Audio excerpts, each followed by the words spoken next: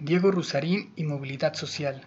El centro es peligroso, echaleganismo, si se puede, motivadores, coaches, gurús, la sociedad discapacitada. Advertencia, justificación y argumentación. La primera parte de este video es para poder sustentar y justificar todos los argumentos posteriores.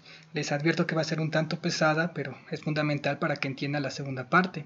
Y también les recomiendo que se queden hasta el final, pues aunque no estén de acuerdo con lo primero que digo, al final hay una propuesta que tal vez resulte de interés para muchas personas.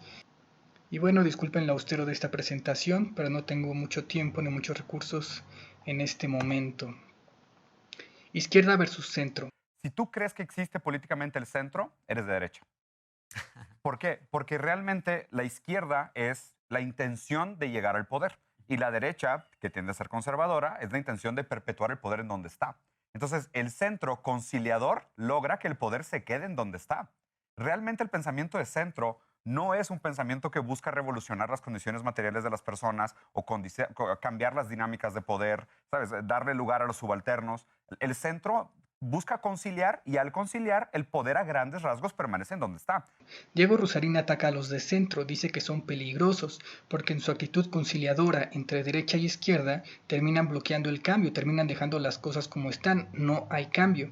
Yo actualmente me considero de centro y considero que lo peligroso es ser un radical tanto de derecha como de izquierda. En este video intentaré demostrar el porqué. Además, al final mostraré una propuesta de cambio para demostrar que los de centro sí podemos proponer un cambio de fondo en busca de mejorar la vida para todos y ayudar a los que estén más necesitados. Actitud emocional y visceral. Aunque Diego Rusarín en general intenta llevar las cosas al plano del intelecto y la razón, hay unos temas que lo vuelven completamente emocional y visceral. El sí se puede, el echaleganismo, los coaches y la movilidad social. Y por eso digo, el problema que tengo con el coaching... ¿Odias a los motivational speakers? Puta, los detesto con ¿Por furia, qué? güey. Con furia. A ver, el pedo que yo tengo con el modelo económico es que... Los coach motivacionales. Si dice coach en tu descripción de perfil, en mi opinión deberías estar en la cárcel. O sea, Sí se puede, echaleganismo, meritocracia. Le molesta y le saca de sus casillas. Se le hace irresponsable que le digas a otro que sí puede. Se le hace perverso que le digas a otro que le eche ganas. ¿Cómo eres tan descarado para motivar falsamente a otras personas? ¿Acaso no conoces el índice Gini? ¿Acaso no sabes que la movilidad social es del 8%? O sea, en todo el mundo la movilidad social es un mito. Hay un índice que se llama índice Gini que mide la posibilidad que una persona tiene de cambiar de estatus social. Pero no. Hay un estudio también pasado de lanza, también te lo voy a mandar, güey, que es los niños que nacieron en los años 40 tenían 90% de probabilidad de acabar más rico que sus papás, ¿ok? 90% de probabilidad de que superaras la calidad de vida de tus papás si naciste en los 40. Agarras ese dato y lo vas moviendo 10 años y vas subiendo 10 años, bajando 10%. Esta generación tiene 8% de probabilidad de ser más rica que sus papás. Digo, no me sé las estadísticas yo en España, pero en México es un 2% el porcentaje de éxito de los emprendedores. 2%. Y la movilidad social está en 8%. O sea, la posibilidad de que tus hijos tengan una mejor calidad de vida que tú es de 8%. O sea, ¿por qué no platicamos de eso mejor? Claro. Entonces, para mí, los índices donde se tiene que ver realmente si la educación tiene una función o no es en movilidad social. Y en movilidad social los índices son terribles. O sea, venimos de años 40, 90% de probabilidad que te fuera mejor que tus papás, 2000, 8% de probabilidad que te vaya mejor que tus papás. Y estamos más educados. Toda la fantasía de este... Porque, a ver, movilidad social a los hechos me remito. O sea, aquí es lapidario, güey. En los años 40... la movilidad social, o sea, el hecho de que tus hijos pudieran ser más ricos que tú, era el 90% en los años 40. En los años 2000 es de 8%. La movilidad social es un mito en Latinoamérica. O sea, no hay movilidad social. 8% la probabilidad de que tus hijos tengan una mejor calidad de vida que tú. Ejemplo, México. Para fines didácticos de este video usaré a México como ejemplo de cómo funciona esto de la movilidad social y riqueza, solo para que tengan una idea general y que pueda ser aplicada a otros países, en especial de Latinoamérica. Sí, México es de los peores países en el mundo en cuanto a movilidad social. Pero también aquí no están tomando solo el nivel de riqueza, también en estos índices toman la educación, el trabajo, la tecnología y otro. Pero en este video me basaré solo en el nivel de riqueza. Movilidad social en México. Diego Rusarín dice que decirle a las personas que sí se puede o que le echen ganas es irresponsable y peligroso. ¿Acaso no saben que la movilidad en México es del 8%? ¿Acaso no saben que México está en los peores lugares del mundo? Ok, pero ¿Qué carajo significa eso? ¿Eso justifica entonces que nadie se mueva ni haga nada? ¿Odiar a los ricos? ¿Atacar a los coaches y motivadores? ¿Quizá hacer una revolución armada, derrocar al gobierno y cambiar todo el sistema político y económico? En realidad, la movilidad social es algo un tanto más complejo y además está la movilidad social real y la movilidad social en potencia. Procederé a explicarlo con cuadros y gráficas. Advertencia máxima. Mucho cuidado cuando las personas les enseñen cuadros, gráficas, porcentajes o cifras. Deben estudiarlos a profundidad, pues es muy fácil distorsionar y sesgar la realidad con ellos. Aquí voy a intentar poner todas las cartas sobre la mesa, pero es responsabilidad suya procesar y entender la información e incluso corregirla si ven que cometo algún error. Mi única agenda es ayudar al mundo. Esto lo hago porque quiero en mi tiempo libre y sin ganar absolutamente nada, ni siquiera por YouTube, porque no llego a los 1000 suscriptores, ni siquiera puedo ser partner de YouTube. Entonces intentaré graficar la realidad en México de la manera más real, total y completa posible, con el poco tiempo y recursos que tengo. Obviamente encontré varios estudios, algunos son viejos, por ejemplo del 2013, del 2015. Usaré el más reciente, que es uno del 2017. Aquí podemos ver cómo está la movilidad social en México. Lo pasé a Excel para poder explicarles. Básicamente dividen a la sociedad en 5 grupos según su riqueza. Entonces son 5 quintiles porque lo dividen en 5. El quintil 1, el quintil 2, 3, 4, 5. El 1 es el que tiene menos dinero y el 5 es el que tiene más dinero. Y la dividen en porcentajes. O sea, el 20% de la sociedad con más dinero, el siguiente 20% que sigue de dinero, el siguiente 20%, el siguiente 20% y el último 20%. Y luego lo que hacen es comparar la riqueza del lugar origen con la actual. Es decir, aquí está la riqueza de tus papás. Si tus papás estaban en el quintil 1, el más pobre, ¿tú dónde quedaste? En el 1, en el 2, en el 3. O si tus papás estaban en el quintil 5, más rico, ¿tú dónde quedaste? El resultado es este. Como pueden ver, es mucho más variado de lo que se entiende cuando alguien solo te dice que es el 8%. Muchas personas suben, muchas se mantienen y muchas caen. Los que superan a sus padres en realidad son un 31% de la población, no es el 8% que mencionaba Diego Rusarín. Aquí lo pueden ver en la tabla. Aquí los más pobres, 46% se quedaron en el 1, pero 25% pasaron al 2, 15% pasaron al 3, 7% pasaron al 4 y 3.34% pasaron al 5. Pero bueno, no se dejen engañar, aún falta ajustar 2 variables importantes, los niveles de pobreza y justamente el índice Gini. La pobreza en México. La pobreza en México es de un 52.4 aproximadamente, del cual 9.3 es pobreza extrema. Entonces la pobreza extrema abarca todo esto. Salir de tu quintil no significa necesariamente que venciste a la pobreza. Si pasaste del quintil 1 al 2, sigues siendo pobre. Si pasaste del 2 a la mitad del 3, pues sigues siendo pobre, porque todo esto es pobreza y este 10% es pobreza extrema. El índice Gini y distribución de riqueza. Aquí creo que se confundió un poco Diego Rusarín porque ese no trata de la movilidad social sino de la desigualdad, donde 0 es si no hubiera ninguna desigualdad, si todos ganaran exactamente lo mismo, y 1 es la desigualdad máxima donde una sola persona tuviera todo y los demás nada.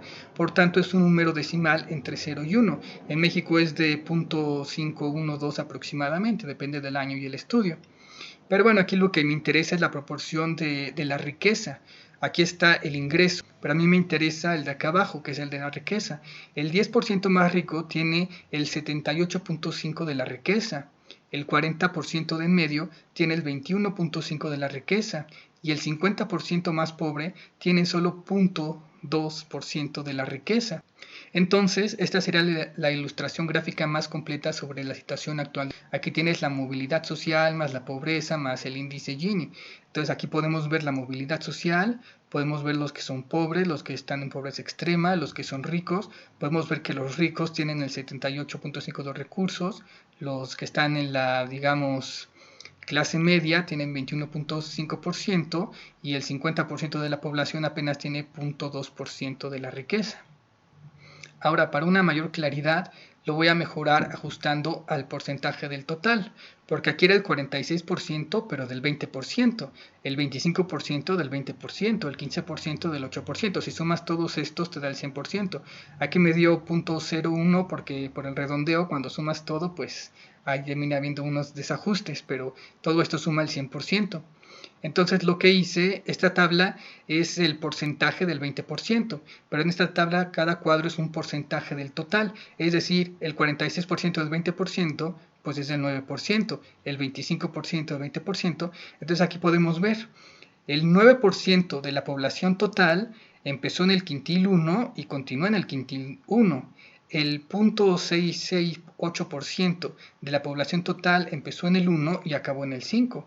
O el 10% empezó en el 5 y acabó en el 5, etc. Entonces aquí si sumas todos estos te dan el 100%, es la suma de todos. Y finalmente voy a dividir el quintil 1, el 3 y el 5. Pero como pueden ver, la pobreza extrema es como el 10%. Entonces realmente el quintil 1 es el 20% de la población. Es la mitad del quintil 1. También la pobreza es el 50%. Entonces nos divide el quintil 3 porque ese es el 20%. Entonces llega hasta acá. Y finalmente la riqueza también es un 10%. Entonces para fines prácticos partí estos tres cuadros en dos e hice 50%. Esto no es muy exacto, pero es funcional. Quizá hubiera sido más realista un 70-30. Pero bueno, no pretendo ser muy preciso en este video, solo que tengan la idea general. Entonces, por ejemplo, si dividimos entonces tenemos que el 10% lo dividí en 4 y 4. 2, 2, 1, 1. Igual acá. Era el 3%, entonces lo dividí en 1.5 y 1.5. Aquí era el 4%, lo dividí en 2 y 2. Y así también con el quintil 5. Y finalmente, en lugar de porcentajes, lo pondré en habitantes.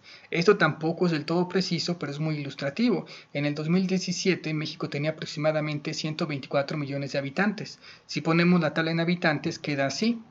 Por ejemplo, ¿cuántas personas pasaron del quintil 3 al quintil 4? Pues 5.4 millones de personas. ¿Cuántas personas pasaron de la riqueza máxima a la pobreza máxima? Pues 0.284 millones de personas. Esta es la tabla final máxima non plus ultra. Aquí podemos ver cuántos millones de habitantes hay para cada caso. Aquí podemos ver todo. Solo sumar los cuadritos y te responde cualquier pregunta. Por ejemplo, ¿cuántos ricos hay? Pues solo agarras esta columna, sumas todos estos, hay 12.7 millones de ricos. ¿Cuántos hay de clase media? Pues si sumas todos estos, son unos 49 millones. ¿Cuántos pobres hay? Pues sumas todo esto y son unos 61 millones. En pobreza extrema son unos 12 millones. Ahora, ¿cuántos lograron mejorar? Pues sumas todos los cuadritos verdes, son unos 38 millones.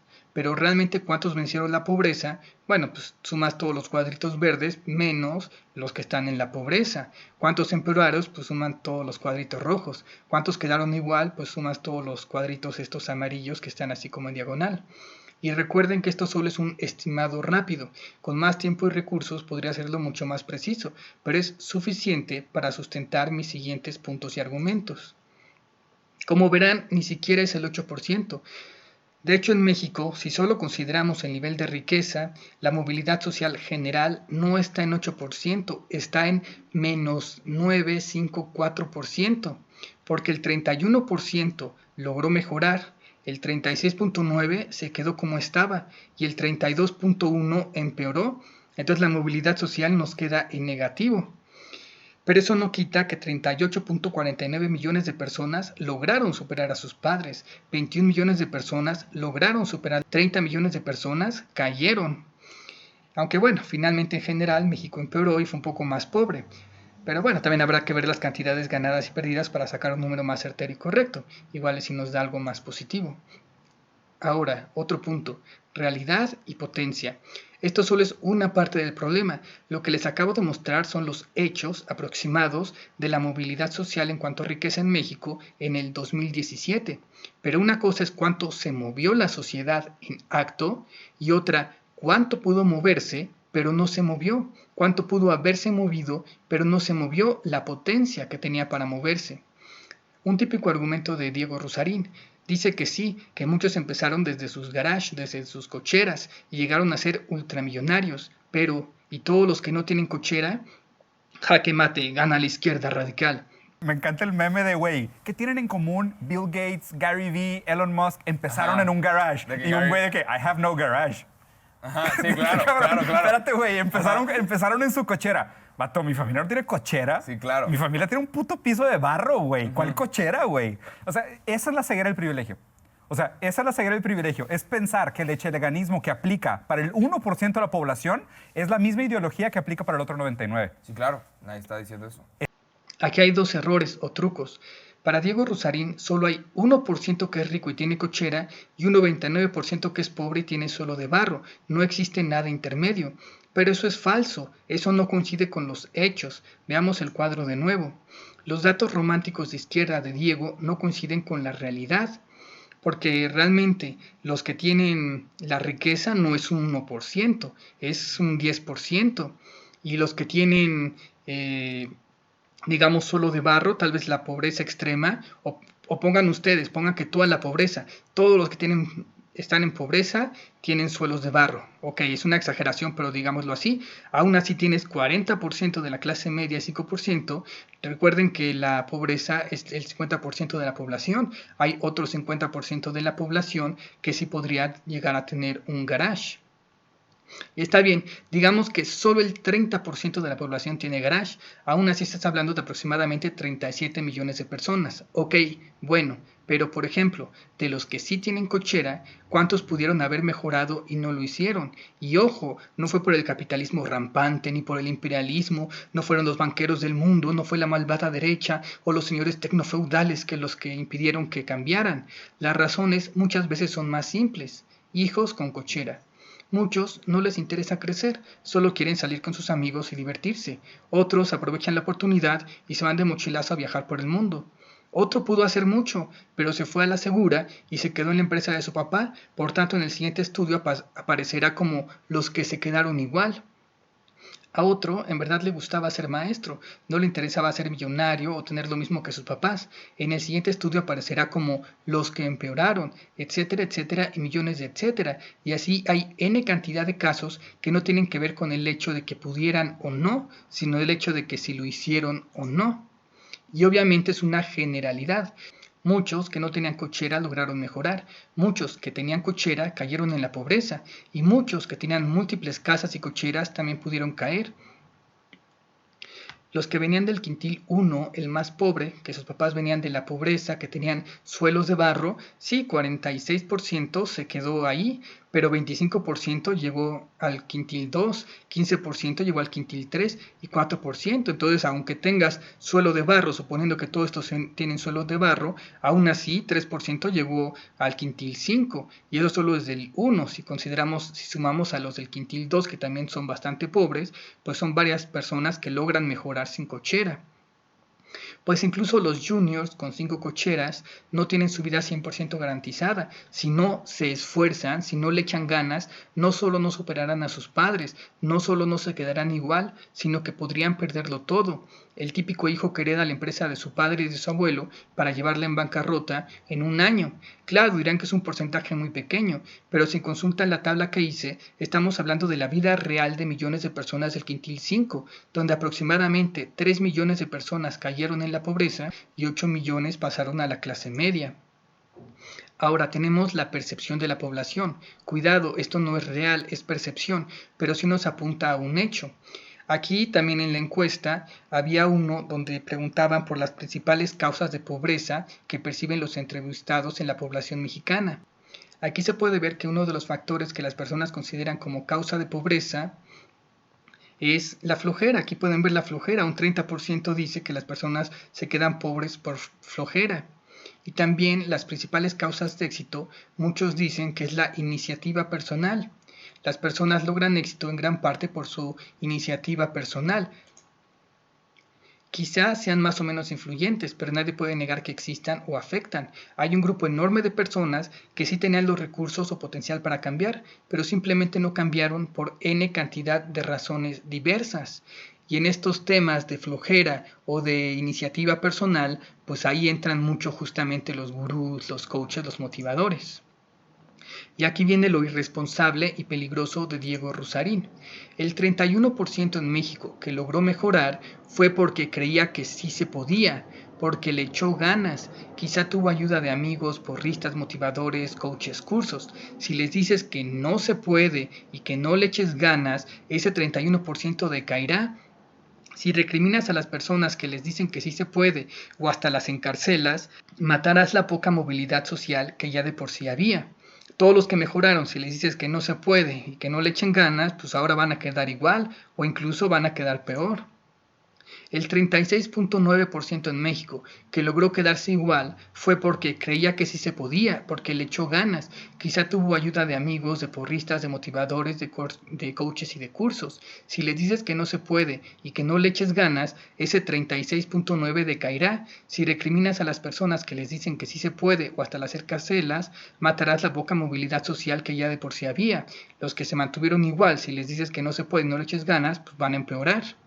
Incluso los que ya de por sí habían empeorado, si tú les dices que no se puede y que no le eches ganas, pues ese 31% decaerá. Y si recriminas a las personas que les dice que sí se pueden o hasta las encarcelas, pues todavía pueden empeorar más, hará que todos caigan en pobreza extrema. Sus papás estaban bien y ellos empeoraron, pero tú les dices, pues claro que empeoraste, no le puedes echar ganas, no puedes salir adelante, entonces no vale echarle ganas y va a caer más, y va a caer más, y va a caer más, todavía puedes empeorar mucho.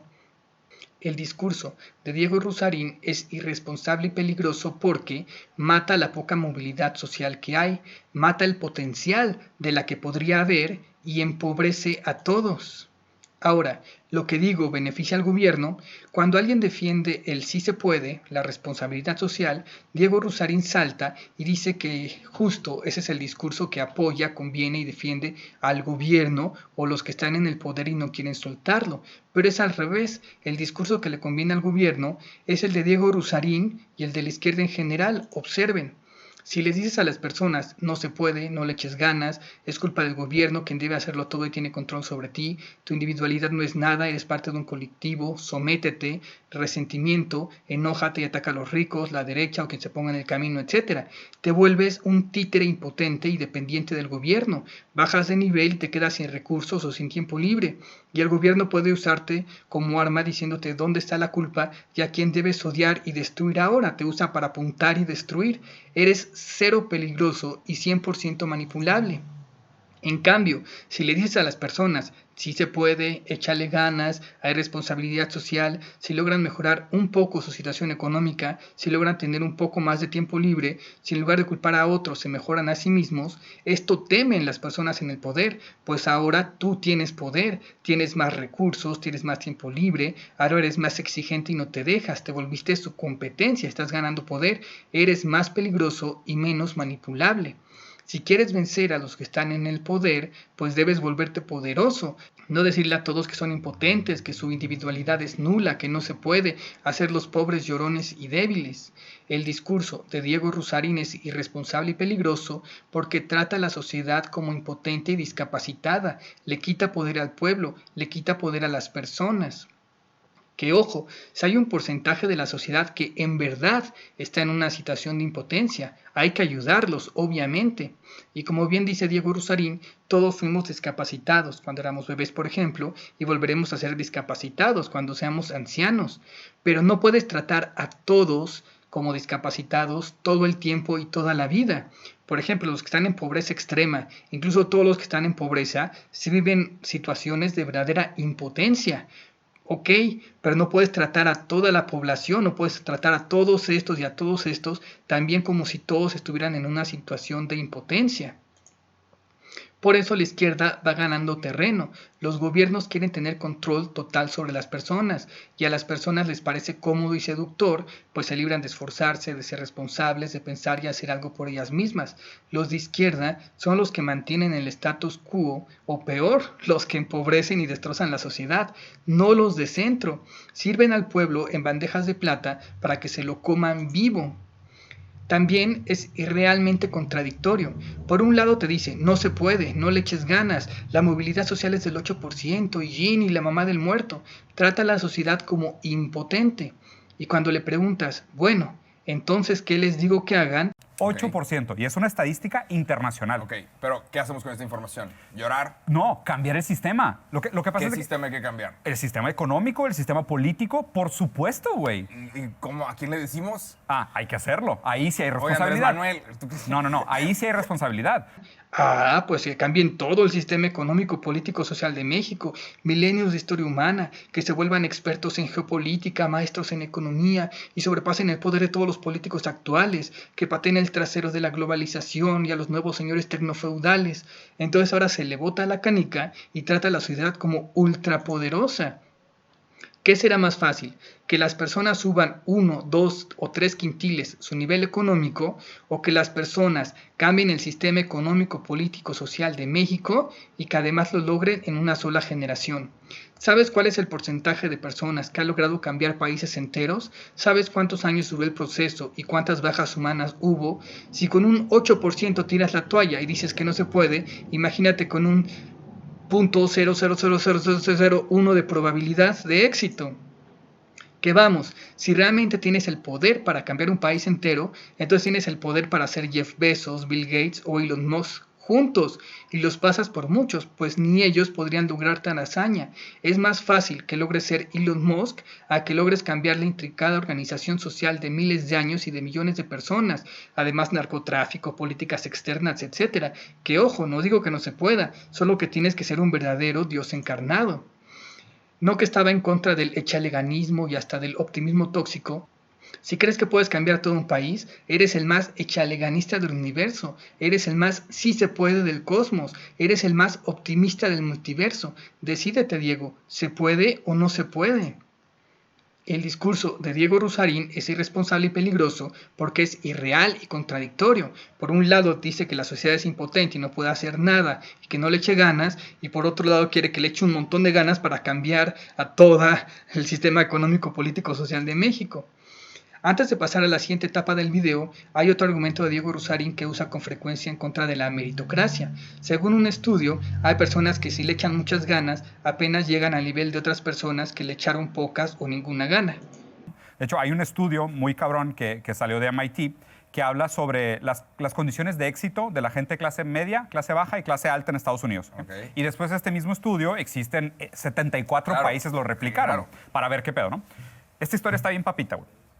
Una persona de clase baja que se gradúa de una universidad Ivy League acaba recibiendo el mismo sueldo promedio que un niño que nació rico y no se graduó de ninguna universidad. Claro.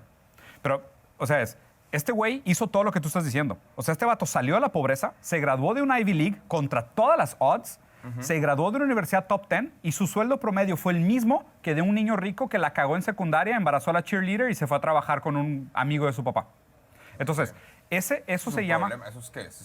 Eso se llama el mito de la meritocracia. O sea, el mito de la meritocracia es algo sumamente abiertamente analizado, que es esta idea de pull yourself by your bootstraps, ¿sabes? Ajá. Tú jálate las botas, ponte a jalar, échale ganas, Claro. el echaleganismo.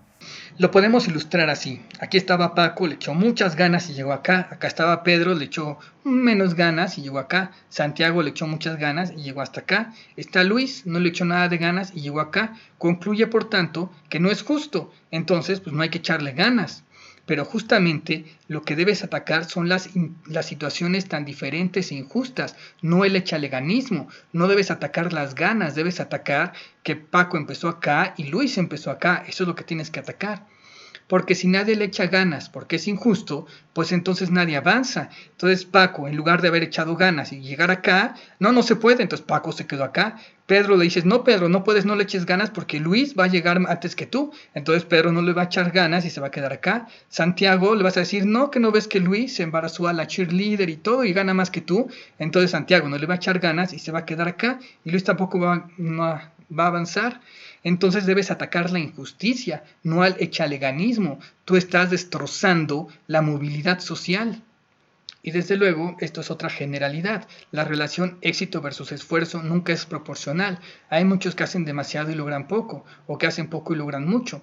Y no solo por las situaciones iniciales. Es diferente un esfuerzo inteligente y bien canalizado que un esfuerzo descarriado, lo tonto y sin planificación. Pero bueno, ese es otro tema para motivadores, coaches y gurús. Por eso no hay que erradicarlos. Yo, centro. Ya les dije que yo soy de centro. Me parece que tanto la izquierda como la derecha solo ven la mitad del panorama y por eso sus respuestas terminan siendo irreales e incompletas. La izquierda más radical te dice, no somos individuos, somos una colectividad. El gobierno debe proveer y distribuir todos los recursos para que sea justo. No se trata de una persona que le eche ganas, sino de cambiar todo el sistema entero de raíz. Solo hay una respuesta, es esta. El individuo, la meritocracia, los ricos son el mal del mundo, son los villanos, son los malvados. La derecha más radical, pues dice, antes que nada es el individuo. Las personas deben ser autosuficientes y salir por sus propios medios. Cada quien se rasca como puede y es responsable de su propia vida. Esta es la única respuesta. La colectividad, regulaciones a la riqueza, distribuir cosas, es el mal del mundo. Pero bueno, el centro dice o decimos, no solo somos individuos en una colectividad. No solo somos una colectividad que está formada de individuos. Por tanto, no hay una respuesta, hay dos respuestas. En lo colectivo, obviamente hay que cambiar al Estado y las bases para que sean justas, pero en lo individual también hay que promover la responsabilidad social y el echaleganismo. Tenemos que hacer los dos, no hacer uno y satanizar al otro. Ambos. No puedes solo intentar cambiar al gobierno y no puedes dejar todo en manos del individuo. Tampoco puedes defender al sistema como está, sería absurdo. Pero mucho menos puedes atacar al echaleganismo, a los motivadores y porristas de la sociedad. También es absurdo. La propuesta es justamente mejorar las condiciones injustas que viven las personas. Entonces, olvídense de la globalización, olvídense de los monopolios, olvídense de los tecnofeudales y cosas raras que surjan, olvídense de la meritocracia, los gurús, los coaches. Enfóquense en una sola cosa. Ojo, no será fácil, pero si como sociedad intentamos lograr esto, aplicarlo, desarrollarlo, ir perfeccionando los errores, será suficiente para cambiar todo. La premisa base, nadie debería tener que luchar por sobrevivir. Repito, nadie debería tener que luchar por sobrevivir. La vida de todos debe estar garantizada por el Estado. Tenemos que lograr que, solo por nacer, el gobierno te pague 7,000 pesos mensuales, solo por existir, que son aproximadamente $350 mensuales. Nota, el monto correcto deberá ser estudiado a profundidad. Aquí, como ejercicio ilustrativo, puse un número que rápidamente me sonó adecuado para considerar que nadie nunca jamás vuelva a conocer la pobreza. Aquí, por ejemplo, según la revista Forbes, si los de la clase media ganan entre 5 y 14,000, la clase alta 14,000 o más. Entonces, más o menos sacando un promedio y quedando encima de la pobreza, pues calculé que 7,000 podría ser una cifra adecuada. Solo con esto acabas de tajo con la pobreza extrema y acabas de tajo con la pobreza, porque ya todos tienen al menos una entrada asegurada de 7,000 pesos mensuales. También con esto acabas con el crimen por necesidad. Las personas ya no necesitan robar para comer o para tener una medicina o para tener ropa. Entonces desaparece el crimen por necesidad. También acabas con los empleos tóxicos y mal pagados, porque ahorita es una situación de vida o muerte. Si no trabajas te mueres. Entonces aceptas situaciones absurdas, salarios absurdos, porque no te queda de otra. Pero si ya tienes una entrada, si no está en jaque tu vida o tu muerte, entonces puedes esperar tener un mejor empleo con un ambiente más amigable, etc. También esto ajustaría los salarios a situaciones más realistas y justas, porque los empleos que nadie quisiera hacer, pues pagarían más, y los empleos que todos quieren hacer, pues pagarían menos. Y también en este ambiente, pues sería más fácil ganar dinero encontrando un buen trabajo que robando. Entonces no solo acabas por el crimen de necesidad, sino también acabas con el crimen de ambición media. ¿Para qué robar si tengo todo asegurado y si encuentro un trabajo más o menos decente, fácilmente puedo ganar más? Nadie debería luchar por sobrevivir, solo por vivir mejor, por tener cosas bonitas o para su propio crecimiento personal, para el desarrollo de su ser. Base garantizada. Me parece que con esta cantidad es suficiente para que a nadie le falte comida, a nadie le falte ropa, a nadie le falte techo. Y agrego que, bueno, la educación debe ser gratuita y la salud debe ser gratuita. Entonces ya tienes todas las bases aseguradas. No te vas a morir ni de hambre, ni de salud, ni vas a ser un iletrado, ni te va a faltar ropa, ni nada. Por tanto, esta gráfica se corrige sola. Tanto Paco como Pedro, como Santiago, como Luis, todos tendrán lo suficiente para vivir, todos tendrán salud, educación y tiempo. Nada de que unos tuvieron 3 trabajos para sobrevivir y comer, o que no tuvieron escuela, o que no tuvieron tiempo, o que la desnutrición no dejó desarrollar sus cerebros y tal. Ahora sí, lo que logren o no logren con estas bases, corre por su cuenta, porque todos empezaron con al menos pues educación, casa, techo, salud y 7,000 pesos mensuales. Ejemplo, madre soltera cajera de Oxxo. Los Oxxos son tiendas de conveniencia muy abundantes en México. Una cajera gana 5,000 al mes, como unos $250. Si tiene un hijo, pues deberá trabajar 2 turnos para tener 10,000 al mes. Va a ver muy poco a su hijo, cuando sea bebé lo tiene que dejar en guarderías y todo, y cuando crezca no podrá ayudarlo a hacer tareas, o no sabrá qué hace su hijo toda la tarde, no puede cuidarlo o estar al pendiente. Pero si el Estado te paga por existir, tendrá de entrada 14,000 pesos mensuales, 7,000 de ella y 7,000 de su bebé. Tendrá más de lo que gana ahora y sin esfuerzo. Si aún así decide tomar un turno, entonces ya tendría 19,000 pesos mensuales. Ya con eso puede darle todo a ella y a su hijo, incluso pequeños lujos y sobre todo tiempo de calidad. Su hijo tendrá igualdad de oportunidad parecida a la de millones de niños en México, incluso parecida a la de muchos niños ricos. Tendrá todo lo mínimo y algunas pequeñas cosas más. Claro, aún así habrá diferencias. Obviamente, algunos podrán tener mejores contactos o recursos iniciales o mejores capacidades personales internas. La vida nunca será igual y eso está bien porque somos millones de personas diferentes, pues es obvio que va a haber ciertas diferencias, pero la situación estará mucho más equilibrada y ya nadie se estará muriendo de hambre. Si trabajas es para tener más que el mínimo, para desarrollarte profesionalmente y para ayudar a los demás pagando impuestos y para lograr sostener todo este sistema. Ahora, ¿se puede lograr esto?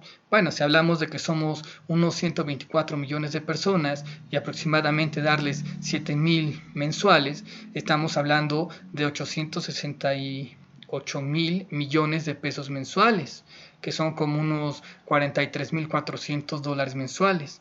¿Cuánto entra de impuesto en Hacienda mensualmente? Bueno, ahí sí les debo el dato. Esto no pude encontrarlo, qué misterio. Por favor, si alguien tiene el dato, pónganlo en los comentarios. En verdad quisiera saber cuánto gana Hacienda mensualmente. Pero independientemente de esto, hay cosas que ayudarían a financiarlo. Por ejemplo, la corrupción. Solo vean las noticias de cuántos miles de millones de pesos se roban algunos políticos, o sus casas en Miami, o cómo pavimentan 10 veces la misma calle en un año. Simplemente quitando todo eso, creo que se podía sostener el sistema, simplemente con lo que se pierde en corrupción. Si los gastos del Estado dejan menos margen para el robo, pues a la fuerza tenían que robarse menos, no les alcanzaría para robar más y la corrupción bajaría automáticamente. Precios realistas. Actualmente las cosas son más caras de lo que deberían ser, justamente porque todo está mal distribuido y todos buscan sacarle a los demás hasta los ojos. Pero si las personas ya no tienen que trabajar por sobrevivir, ya no es cuestión de vida o muerte, entonces creo que le pueden bajar bastante a la competencia desleal, fraudulenta y rampante. Muchas cosas bajarían a precios mucho más realistas. Ya no es una lucha por sobrevivencia, sino solo por organizarte y que se distribuyan bien las cosas. Por ejemplo, 3. La salud como negocio. La salud es muy cara porque es un negocio. Si se volviera completamente gratuita y el gobierno asumiera todos los gastos de salud a las personas, también tendría que ser menos agresiva y rampante. Los gastos de salud bajarían. Ahí tendrías otro ahorro que te ayudaría a sostener este sistema. 4. La seguridad. Dado que ya no habría crimen por necesidad, nadie se muere de hambre o nadie necesita medicinas, considero que la delincuencia bajaría quizá hasta un 80%. Pues además, si los trabajos se vuelven mejor remunerados y con mejor ambiente, pues ya no trabajas por necesidad, entonces sería más sencillo trabajar y tener un buen trabajo que robar. Por tanto, te ahorrarías mucho en policías, cárceles, juzgados, etc. 5. El dinero fluye.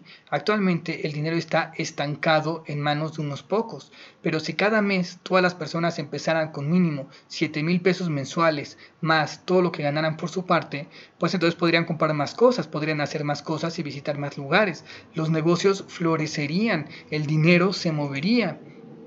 6. Impuestos felices. También habría mucho menos evasión de impuestos, pues las personas saben que el Estado les ha pagado desde que nacieron, saben que un porcentaje de lo extra que ganan es más que justo para ayudar a que todos estemos bien, y no que es para que un político se compre una casa en Miami.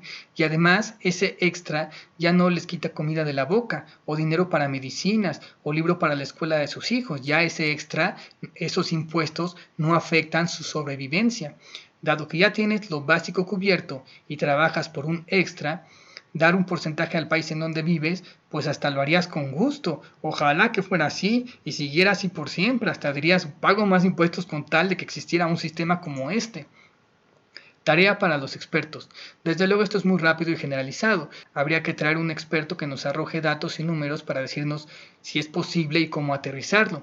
Pero creo que estos 6 puntos nos aproximan a la meta. La corrupción bajaría, pues se podría robar menos, los precios serían más realistas, quizá podrías bajar la cantidad que se necesita pagar mensualmente a las personas, la salud debe de hacer un negocio, ahorrarías mucho, la seguridad requiere menos recursos, te ahorrarías otro tanto ahí, el dinero fluiría, los negocios florecerían, quizá ahí también podrías bajar un poco más la cantidad que le pagas mensualmente a las personas, habría menos evasión de impuestos, tendrías más dinero para financiar el sistema. Y desde luego, esto se puede matizar y detallar más. Por ejemplo, quizá los del nuevo quintil 5 no necesitan esa renta básica, así que realmente solo tendría que ser al 80% de la población, o no sé, quizá un 70%, y quizá ajustarlo a los menores de 14 años de edad. Por ejemplo, a los menores de 14 años se les paga 5,000 en lugar de 7,000 mensuales. Ya con eso la cantidad baja de 868,000 millones de pesos. Por ejemplo, si tiene 124 millones de habitantes, el 80% solo serían 104 millones de habitantes. Menores de edad son 27% y de 15 o más son 73. Entonces tienes 28 millones que son menores y 73 que son mayores de 15 años. Y si eso les paga 5 a estos 7, pues aquí ya bajarías a 672,000 millones mensuales, que serían como 33,000 millones de dólares. Y nos conviene a todos, pues todos vivimos mejor.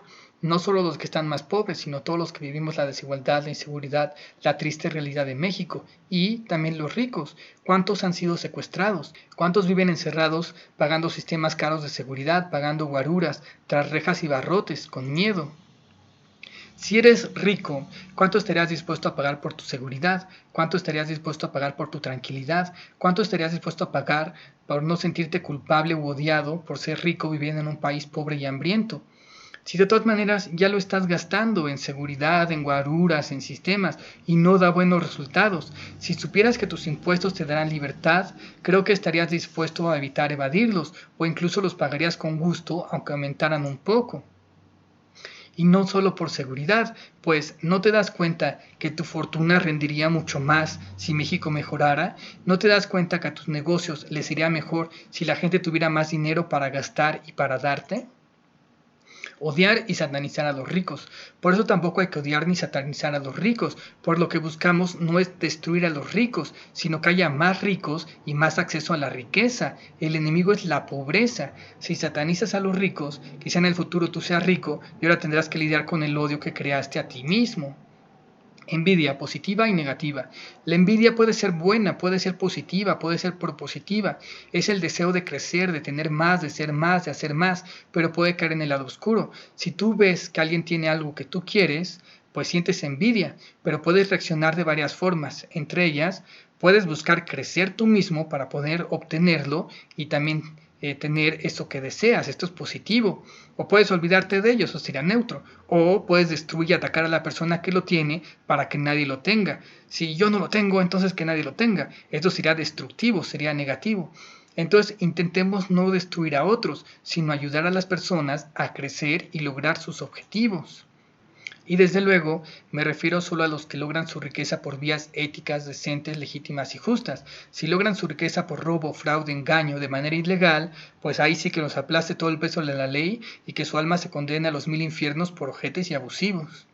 En fin, recapitulando, no hace falta ser postcapitalista, comunista, socialista, ni luchar contra el capitalismo, ni luchar contra los monopolios, ni luchar contra los motivadores y coaches, ni luchar contra cosas nuevas con nombres curiosos como NFTs, criptomonedas, etc. No, nada de eso. Concentren sus esfuerzos solo en esto, solo en una cosa. Si logran que el Estado pueda pagar a todos sus habitantes una cantidad mensual X por encima de la pobreza, y a partir de ahí puedan ganar más según su ambición, capacidades y ganas, con eso es más que suficiente. ¿Qué importaría si alguien hizo un monopolio o no? ¿Qué importaría si 2 megamillonarios se pusieron a jugar carreritas al espacio? Nadie estaría muriendo de hambre, nadie sería pobre, todos tendrían oportunidades iniciales más o menos similares o estables para lograr lo que sea, mínimo no parten de situaciones extremas. Motivadores, gurús, coaches y demás bichos. Para terminar, me gustaría reivindicar a los motivadores, gurús, coaches y demás bichos. ¿Por qué? Pues porque ayudan a la movilidad social. Recordemos que la movilidad tenemos la real versus la potencial. Ellos son los que ayudan a transformar la potencial en real. Y no se necesita gran cosa. Es como cuando tienes un examen muy importante y un amigo en lugar de que estudies te lleva a una fiesta. Seguro vas a reprobar. Pero otro amigo te regresó a tu casa, te dijo que era importante, que sí se podía, entonces tú estudiaste y pasaste. Parecería que tu segundo amigo no hizo mucho. Tú fuiste el que estudiaste y aprobó, pero su acto marcó toda la diferencia. Así los motivadores, gurús y coaches son como los porristas de la sociedad, le suben el espíritu, levantan el ánimo. Y no tienen que ser maestros excelsos, poseedores de los secretos mágicos para ser ricos en un día. Para nada, solo basta que te digan que sí se puede, que te den 2 o 3 consejos útiles, que te ayuden a aterrizar tu idea y que reúnan a personas con mismos intereses. Ya con eso es un éxito. Imagina que el coach es un idiota, pero juntó un grupo de 20 personas. Una señora quería poner un taller de costura. Ahí conoció a alguien que trabajaba en textiles y otro que trabajaba, no sé, en máquinas de coser o que tenía un local disponible o lo que sea. El simple hecho de estar ahí, tener un objetivo en común, los ayudó a juntarse, conocerse y apoyarse. Ya con eso lograron poner juntos un negocio, independientemente de lo que vieron o no en el curso del coach en turno. Oye, pero no llegarán a ser Bill Gates o Elon Musk. Bueno, solo buscaban un negocio normal y decente para poder mantener su nivel social actual o para mejorarlo un poco. En teoría, ni el capitalismo, ni los banqueros del mundo, ni Estados Unidos les impediría crear un imperio costurero si en verdad se lo propusieran. Pero bueno, ellos solo buscaban un negocio decente y ya, ¿qué tiene de malo? No vas a atacar a todos los coaches porque no logran que las personas se vuelvan Jeff Bezos. Es como maestros de canto o de pintura o de una carrera o de piano o de fútbol. No todos transforman a sus alumnos en Messi o en Cristiano Ronaldo. No todos los maestros de canto te hacen Mariah Carey. No todos te convierten en Van Gogh. No puedes meterlos a todos a la cárcel. Sí, muchos quieren ser Messi o Ronaldo, pero solo un punto 0,000000001% lo logra. Pero con 2 personas, pues no armas ni un solo equipo de fútbol.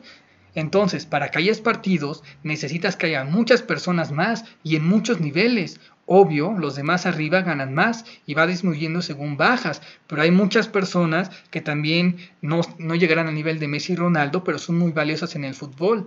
También están los que trabajan en estadios, los que hacen uniformes, balones, mercancía, los entrenadores, las ligas, los deportivos. Es una industria gigante, no puedes tirarla toda solo porque no lograste ser Messi y nunca lo serás.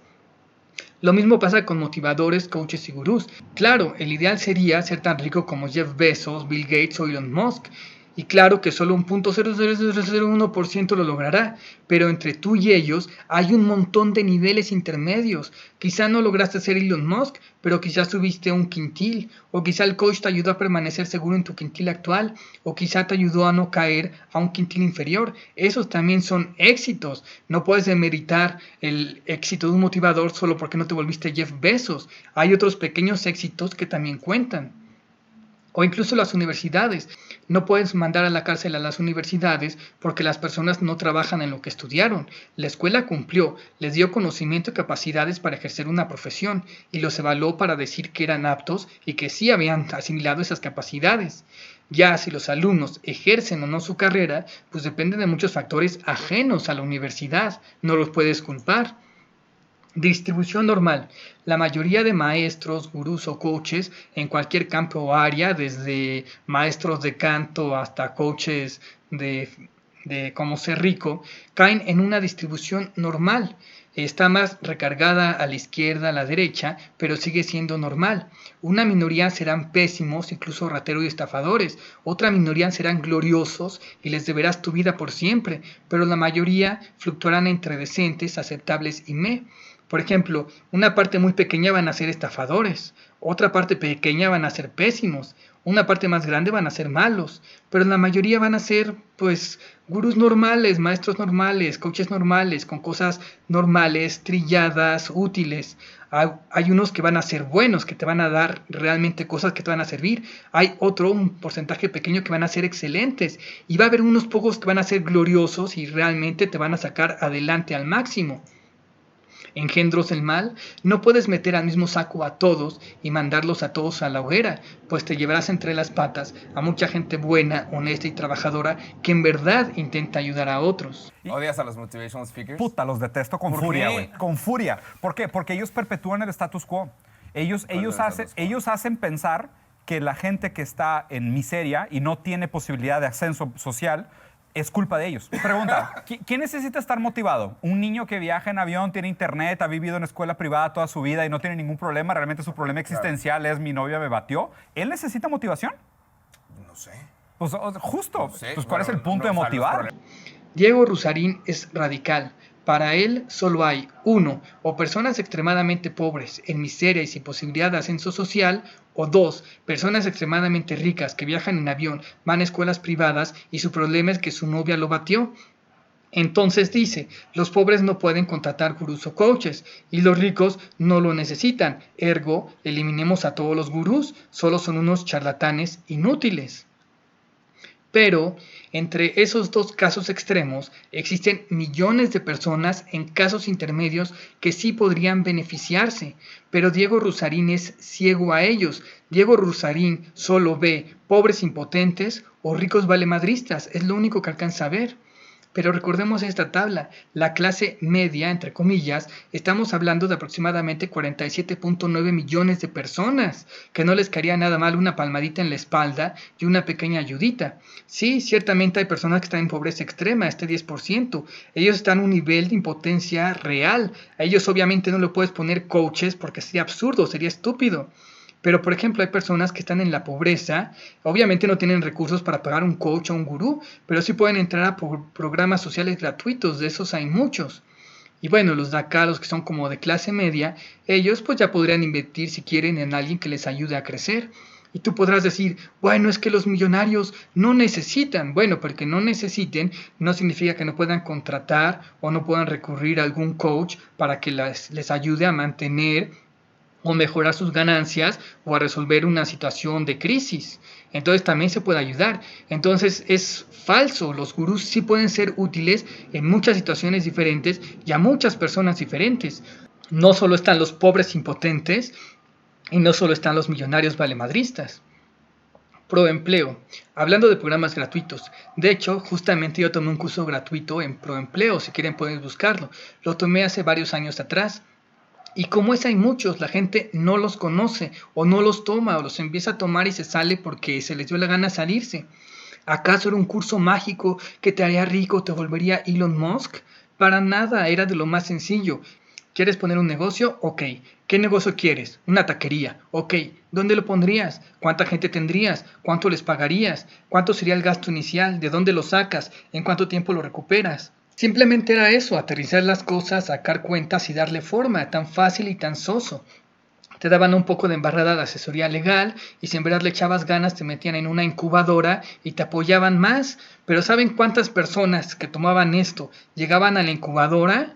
Y no era porque no pudieran, era porque simplemente de repente les dio flojera y se salieron. Entonces no se necesita descubrir el hilo negro, solo necesitas a alguien que te diga que sí se puede, que te dé 2 o 3 consejos útiles y que te apoye hasta donde se pueda. Pero aquí hay algo que los sorprenderá, una de las razones por las que la movilidad social no es muy grande. ¿Están listos? No todos queremos ser ricos o poner empresas. Al final de mi curso, yo no puse ninguna empresa. Y ojo, no creo que es porque no pudiera, yo creo que tengo la capacidad y el potencial. Pero hay algo que deben entender, no todos queremos ser ricos. Sí, lo soñamos guajiramente, pero no es que realmente sea nuestra meta en la vida o hagamos algo al respecto.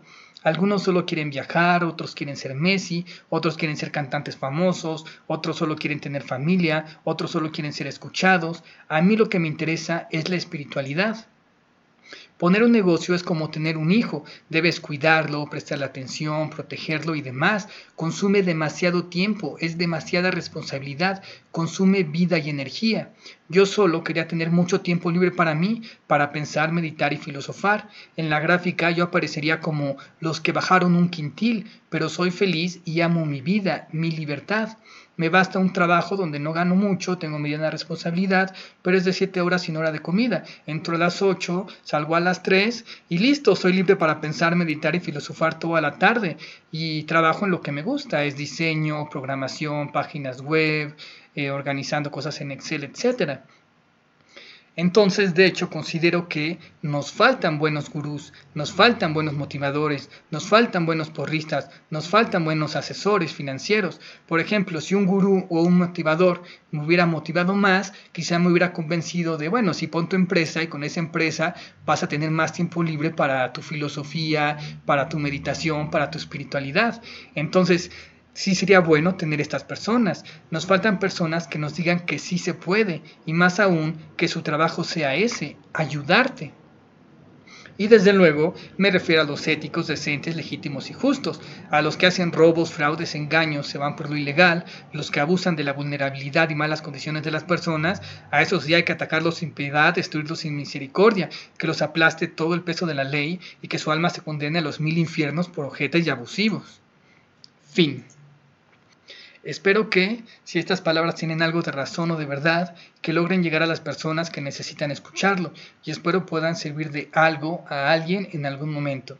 Gracias por su atención, les deseo mucho éxito a todos, que sean felices por siempre y para siempre. Saludos, Archimago. Creo que soy malentendido en ese sentido, de que mucha gente dice que no, este cabrón nada más viene de que a quejarse y romper madres y la madre. Y es como que, dude, Claro. yo parto del fundamento de que todo el mundo hace las cosas con buenas intenciones. El problema es que muchas veces con buenas intenciones, considerando mal las variables, acabas haciendo más daño del que querías. Y ahí es donde mucha gente me parece que tiene que reconsiderar cuáles son las variables que usa para tener sus buenas intenciones. Escena post-créditos. Diego Rusarín nos habla de cambio, de revolución. Dice que los de centro no cambian nada, que solo la izquierda radical logrará un cambio real y profundo. Pero, ¿no olvidas un pequeño detalle? Eres un ateo materialista determinista. Tú no crees en la libertad ni en el libre albedrío. ¿Cómo carajos podrías cambiar nada si crees que eres un impotente autómata biológico accidental? Si crees que toda la sociedad no es libre. ¿Eres libre de decidir? Soy libre de decidir. En mi contexto, pues yo podría decir que sí. En mi conciencia. ¿Eres libre de decidir? ¿Tú opinas que no? Pues las causas materiales que te condicionan, las condiciones anteriores. Lo que pasa es que yo... Tu susceptibilidad. Tendríamos que tener una conversación mucho más bonita y mucho más compleja sobre si realmente somos libres de tomar decisiones, ¿no? Que, o sea, este es un tema que me encanta de la filosofía, que es el libre albedrío, que es algo que pues está desvalidado por todos lados. O sea, la noción de libre albedrío, o sea, filosóficamente, pues hay muy pocas escuelas filosóficas que todavía lo defienden. Científicamente también está probado desde los 80s que las decisiones se toman microsegundos antes de la razón. Me siento un poco... Mi postura. Mi postura es que todas las decisiones ya están tomadas. Nosotros lo único que hacemos es inventarnos una narrativa arriba del determinismo. Ok. O sea, básicamente es toda la subjetividad, el individuo, la percepción, la interpretación, la sensibilidad, las emociones, los vínculos humanos, la gran narrativa de las cosas, la historia, descubrir las motivaciones, los propósitos, todo eso son pendejadas que nos inventamos para darle sentido a algo sobre lo cual no tenemos control. ¿No estás prometiendo de más? ¿No prometes a las personas un cambio que tú mismo no crees que se puede lograr? ¿Cómo vas a lograr movilidad social si la poca o mucha ya está determinada y tú no eres libre para cambiarla? ¿Cómo salvarás a los pobres impotentes de las garras del capitalismo si eso ya está determinado por el caos y la locura y tú no eres libre para cambiar nada? Eres un observador impotente a mitad de una obra demencial absurda sin sentido. Solo a un ateo se le ocurriría proponer cambio en el determinismo y en el fatalismo. ¿Podemos definir qué es exactamente un vendehumos? El que promete de más y entrega de menos, ¿no? Que a grandes rasgos es lo que hace el marketing, a grandes rasgos es lo que hace todo el marketing, pero los vendehumos son especialmente sistemáticos en este sentimiento de sobreprometer y entregar siempre mucho menos de lo que prometen. Además, tienen dos características que son sumamente peligrosas, que es a la larga, el único valor real que tú aprendes de ellos, el valor real que aprendes de ellos es cómo engañar. Ese es el problema. Entonces, a la larga, los vendehumos producen futuros vendehumos. Saludos, besos y abrazos, Archimago.